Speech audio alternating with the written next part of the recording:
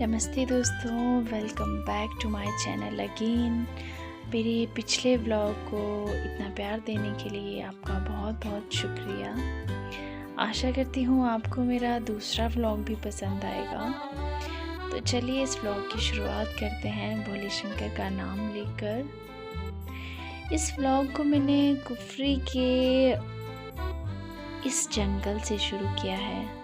ये जंगल Asia's most dense forest में से एक है, जिसको ग्रीन वैली भी बोलते हैं। शिमला से यहाँ तक आने के लिए 30 से 40 मिनट लगते हैं और यहाँ से आप इस जंगल में रहने वाले जानवरों को देख सकते हैं। यहाँ के लोगों ने यहाँ पर कुछ दूरबीन लगाए होते हैं, जिसमें से वो आपको इस जंगल में रहने वाली जानवर की स्पीशीज़ को दिखाते हैं। तो जब आइएगा यहाँ पर तो ज़रूर यहाँ से जंगल की तरफ देखना।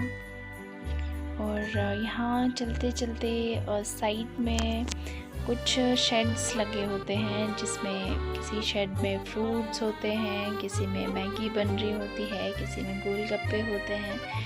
तो चलते चलते भूख लग जाए तो आप इन चीज़ों का मज़ा भी ले सकते हैं और इन ठंडी ठंडी हवाओं के साथ।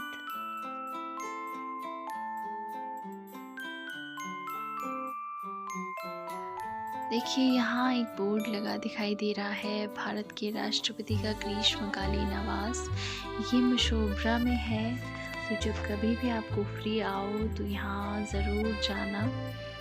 अभी कुछ समय पहले ही खुला है ये और बहुत सुंदर है। मैं कभी यहाँ जाऊँगी तो इस जगह से आपको रूबरू करवाऊँगी। अभी तो मैं रामपुर की तरफ जा रही हूँ, तो मेरे इस हसीन सफ़र में मेरा साथ दीजिएगा। ये देखिए आपको साइड में याक खड़े दिखाई दे रहे होंगे।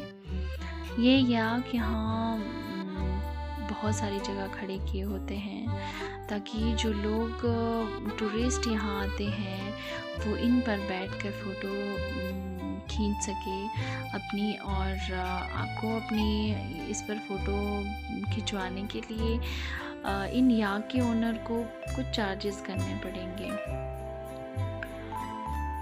तो देखिए यहाँ पर सामने एक बोर्ड लगा है, जिस पे आप जहाँ भी जाना चाहते हो वहाँ उस डेस्टिनेशन का डिस्टेंस लिखा है, ताकि आपको पता चल सके कि आपके डेस्टिनेशन तक पहुंचने के लिए कितनी दूरी तय करनी पड़ेगी। यहाँ बसेस की फैसिलिटी भी है, समय समय पर बसेस चलती रहती हैं। आपको कहीं भी जाना है, आपके पास अपनी गाड़ी नहीं है तो आप इन बसेस में जा सकते हैं। और बिल्कुल रोड के साथ ही यहाँ पर कुछ पार्क्स भी हैं, जैसे कुफरी फन वर्ल्ड हो गया और एडवेंचर हो गया, जहाँ पर डिफरेंट टाइप्स की एक्टिविटीज़ हैं, बच्चों के लिए भी बड़ों के लिए भी। तो जब कभी भी आप इस तरफ आएँ तो उन एक्टिविटीज़ का मज़ा लीजिए, एंजॉय कीजिए। दिन का समय है, अभी लंच टाइम हो रहा है, तो काफ़ी भूख भी लग रही थी। तो आज मैं आपको ऐसे ही एक ढाबे पर ले जाऊंगी, जहाँ पे हिमाचल की सबसे फेमस डिश मिलती है, बहुत डिलीशियस होती है। जी हाँ, ये है सिया राम सिद्धू। ये ढाबा फागू में है और जब कभी आप यहाँ से क्रॉस हो तो यहाँ आना मिस मत कीजिएगा, क्योंकि यहाँ के सिड्डू बहुत ही डिलीशियस होते हैं। ये ढाबा बहुत ही हाइजीनिक है और मैं तो जब भी कभी यहाँ से क्रॉस होती हूँ तो मैं इन सिड्डुओं को खाना मिस नहीं करती। ये देखिए अब हम चलते चलते मार्केट में पहुँच गए हैं। ये ठेक की मार्केट है, छोटी छोटी सी, और गांव में तो इसी तरह के छोटी छोटी मार्केट्स देखने मिलेंगी। और इन वादियों का मज़ा लेते हुए हाँ, मैं यही कहूँगी कि मैं अपने आप को बहुत लकी मानती हूँ कि हिमाचल की इन वादियों में मेरा जन्म हुआ है और मुझे ये जन्नत नसीब हुई है।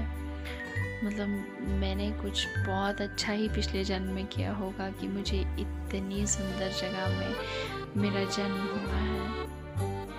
और ये जो आपको नेट लगे दिखाई दे रहे हैं ना, ये सेब को कवर किया है इन नेट ने, ताकि जब ओलावृष्टि होती है, जब ओला गिरता है तो ये इन सेबों को प्रोटेक्ट कर सके। मतलब इससे बहुत ज़्यादा प्रोटेक्शन मिलती है सेब को। तो पहाड़ों की तो जितनी बात की जाए उतना ही कम है। देखिए इन वादियों का मज़ा उठाइए मेरे साथ, और ये इन पेड़ों के बीच में से सूरज की किरणें छनती हुई ये भी सफ़र में हमारा साथ दे रही हैं।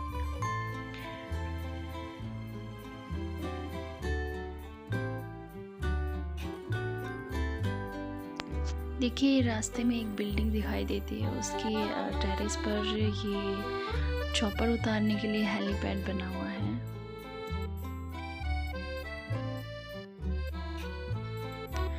ये सामने एप्पल ऑर्चर्ड दिखाई दे रहा है, और आप देख पा रहे होंगे इसमें अभी छोटे छोटे एप्पल लगे हैं।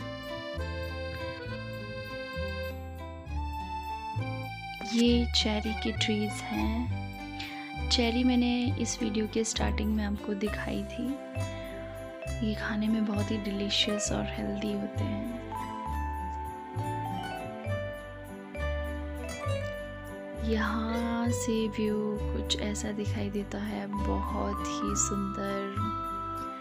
यहाँ जब खड़े होते हैं तो ऐसा मन करता है बस देखते रहें इन वादियों को।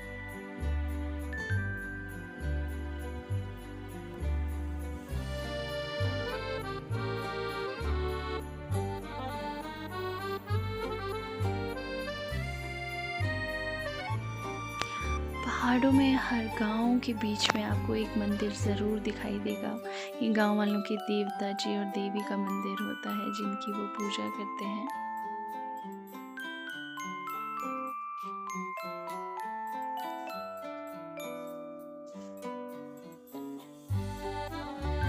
जितनी खुश मैं पिछले व्यू को दिखा के थी, उतनी ही दुखी मैं इस जंगल को देखकर हो रही हूँ।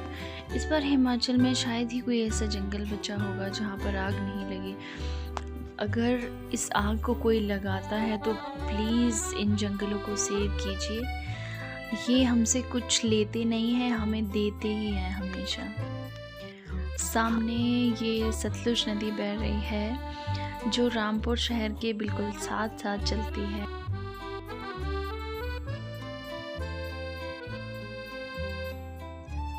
यहाँ रामपुर के नीरथ गांव में एक मंदिर है, सूर्य नारायण का मंदिर, जो नागर शैली में बना है और भगवान परशुराम ने इसे बनवाया था। ये जो नीरथ गांव है ये सूर्य देव को समर्पित है, और कहा जाता है कि पांडव अपने अज्ञातवास के दौरान यहाँ रुके थे। बूढ़ी दिवाली के दिन यहाँ पर मेला भी लगता है। यहाँ तक जाने के लिए बिल्कुल छोटी सी पगडंडी है। बहुत कम पर्यटक इस मंदिर के बारे में जानते होंगे, तो इस मंदिर पर थोड़ा ध्यान दिया जाना चाहिए क्योंकि सूर्य मंदिर यहाँ बहुत कम है। ये सामने रामपुर शहर का क्रिकेट स्टेडियम दिखाई दे रहा है। रामपुर पहुँचते पहुँचते ऑलमोस्ट हमें रात ही हो गई थी, तो अब मैं यहीं अपने ब्लॉग को ख़त्म करती हूँ और आशा करती हूँ आपको ये ब्लॉग पसंद आया होगा।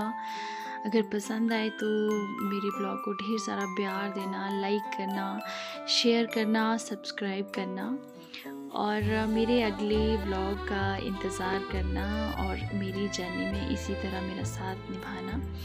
Thank you so much for watching.